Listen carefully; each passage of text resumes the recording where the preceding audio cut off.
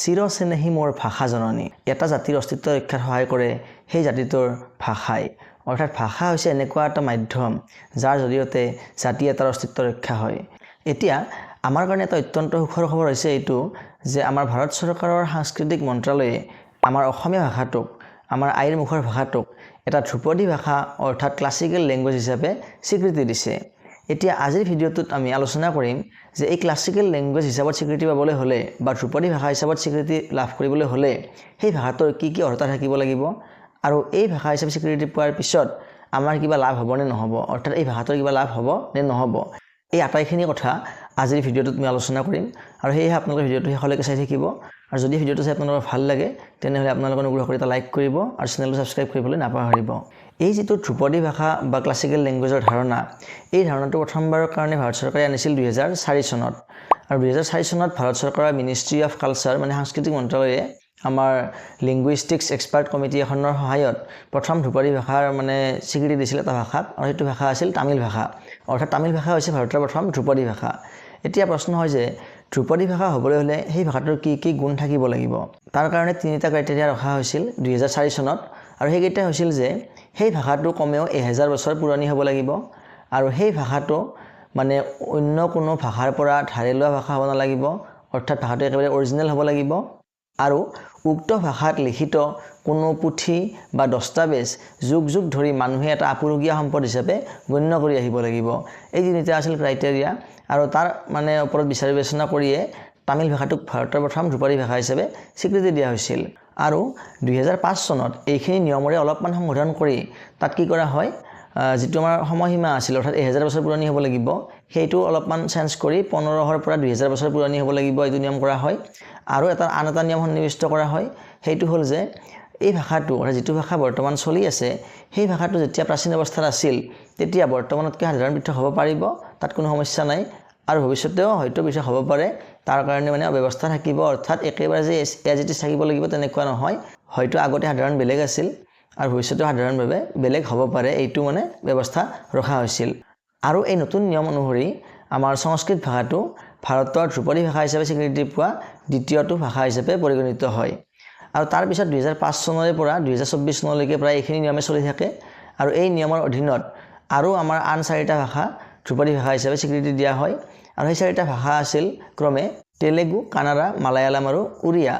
এই 4টা ভাষা, সংস্কৃতক লৈ 5টা, আৰু আগতে আছিল তামিল, অৰ্থাৎ মুঠ 6টা ভাষা আমাৰ 2024 চনৰ আগলৈকে ভাৰতৰ ক্লাছিকেল লেংগুৱেজ বা ধ্ৰুপদী ভাষা হিচাপে পৰিগণিত হৈ আছিল। আৰু এতিয়া 2024 চনত আমাৰ যিখিনি ক্ৰাইটেৰিয়া আছিল ইতিপূৰ্বৰে পৰা 2005 চনৰে পৰা চলি আছিল আমাৰ ধ্ৰুপদী ভাষা হ'বলৈ হ'লে কি কি অৰ্হতা লাগিব, তাত আৰু অলপমান সাল সলনি কৰা হৈছিল।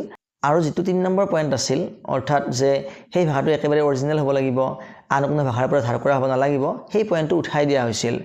আৰু তাৰ সলনি আন এটা পইণ্ট তাতে সন্নিৱিষ্ট কৰা হৈছিল। আৰু সেই পইণ্টটো হ'ল উক্ত ভাষাটো অৰ্থাৎ যিটো ভাষাক আমি ধ্ৰুপদী ভাষা হিচাপে চিহ্নিত কৰিম সেই ভাষাটোৰ কোনো লিখিত দস্তাবেজ, অৰ্থাৎ কেনেকুৱা ধৰণৰ যে লিখিত আমাৰ খৰিত কৰা আচলতে, যে তাম্ৰফলি বা শিলালিপি এনেকুৱা কোনো খৰিত দস্তাবেজ থাকিব লাগিব, আৰু যিটো অত্যন্ত কি হ'ব লাগিব, প্ৰাচীন হ'ব লাগিব।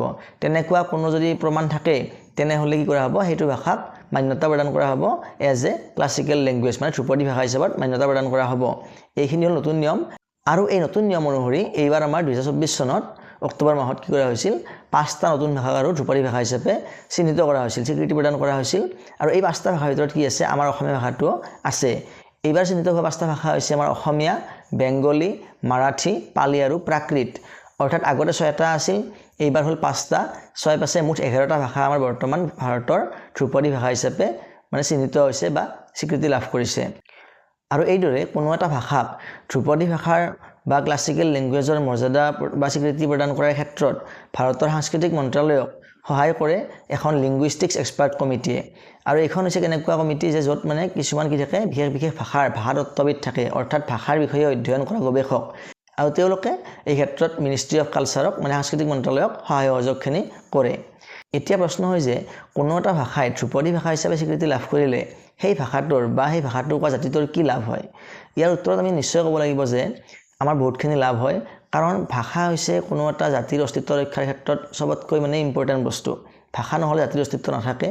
গতিকে যেতিয়া কোনো এটা ভাষাই ধ্ৰুপদী ভাষাৰ মৰ্যাদা লাভ কৰিব তেতিয়া কি হয় সেই ভাষাটোৰ যিখিনি প্ৰমিনেণ্ট ৰাইটাৰ্ছ থাকে ডাঙৰ ডাঙৰ লিখক থাকে তেওঁলোকৰ কোনো লিখনি পুথি বা তেওঁলোকৰ কোনো শিল্পকৰ্মৰ ওপৰত মানে কি কৰা হয় বছৰত দুটা আন্তঃৰাষ্ট্ৰীয় বঁটা প্ৰদান কৰা হয় অৰ্থাৎ সেই ভাষাটোৰ ভাল ভাল লিখকসকলক বছৰত দুবাৰকৈ দুটা আন্তঃৰাষ্ট্ৰীয় পৰ্যায়ৰ বঁটা দিয়া হয় যাৰ কাৰণে কি হ'ব সেই ভাষাটোত লিখিবলৈ লিখকৰ আগ্ৰহটো বাঢ়িব যেতিয়া কোনো এটা ভাষাত লিপিবদ্ধ মানে সমলৰ পৰিমাণটো বৃদ্ধি পায় তেতিয়া ভাষাটো বেছি দিনলৈকে জীয়াই থাকে গতিকে এইটো এটা প্লাছ পইণ্ট জাতিটোৰ কাৰণে বা ভাষাটোৰ কাৰণে দ্বিতীয়তে যেতিয়া ভাষা এটা ধ্ৰুপদী ভাষাৰ মৰ্যাদা লাভ কৰে স্বীকৃতি লাভ কৰে তেতিয়া যিবিলাক মানে কেন্দ্ৰীয় ইউনিভাৰ্চিটি থাকে সেই কেন্দ্ৰীয় ইউনিভাৰ্চিটিবিলাকত এই নিৰ্দিষ্ট ভাষাটো অধ্যয়ন কৰাৰ কাৰণে সুবিধাসমূহ প্ৰদান কৰা হয় সকলো ফালৰে পৰা আৰু লগতে সেই ইউনিভাৰ্চিটিবিলাকত তেনেকুৱা ধৰণৰ ফেকাল্টিও নিয়োগ কৰা হয় যিবিলাক মানে অৰ্থাৎ প্ৰফেচাৰ নিয়োগ কৰা হয় যিবিলাকে এইটো ভাষাৰ মানে উন্নয়নৰ ক্ষেত্ৰত প্ৰসাৰৰ ক্ষেত্ৰত কাম কৰিব পাৰে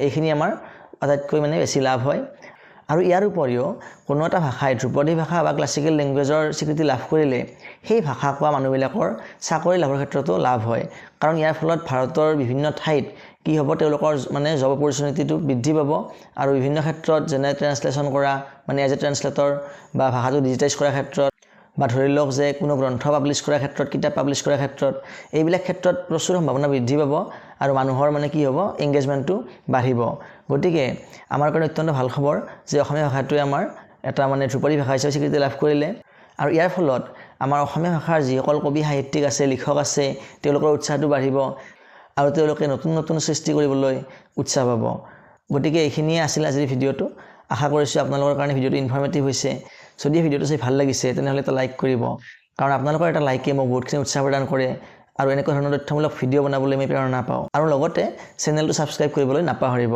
কাৰণ মই এনেকুৱা ধৰণৰ তথ্যমূলক ভিডিঅ' সময়ে সময়ে আপলোড কৰি থাকোঁ ধন্যবাদ